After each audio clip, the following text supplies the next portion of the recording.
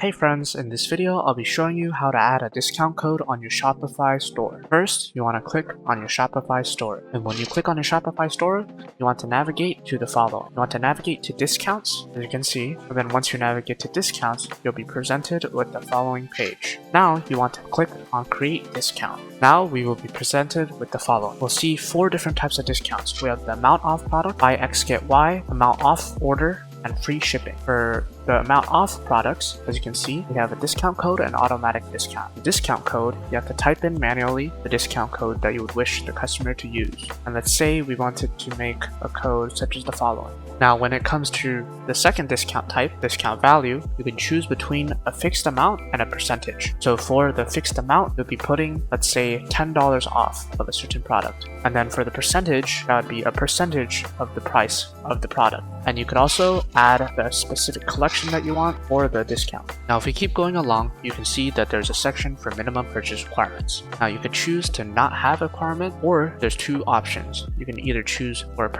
purchase amount requirement or a minimum quantity of items. Now, this is all up to you, so decide what's best for you and your customer. If we keep scrolling down, we can see that there's also a section for customer eligibility. So you can choose whether you want all customers to be able to receive this discount or specific customer segments only. Now, this is up to you again, so make sure you decide what's best for your business. Now, if we keep going further, we can see that there's also maximum discount usage. You can either limit the number of times this discount can be used in total, or limit to 1 use per customer. Now, you can also check both of these if that fits your requirement. There's also a section for combinations, so you can choose whether certain discounts for your products can align with your shipping discounts. Now, this is up to you whether you want to do it, so choose what's best for you again. And obviously, we also have our active dates. We can easily change that if we want, and we also have our point of sale. As we approach the end, we'll be presented with the summary. In the summary, we're able to copy and paste our discount code to somewhere safe and see the type and method of our discount code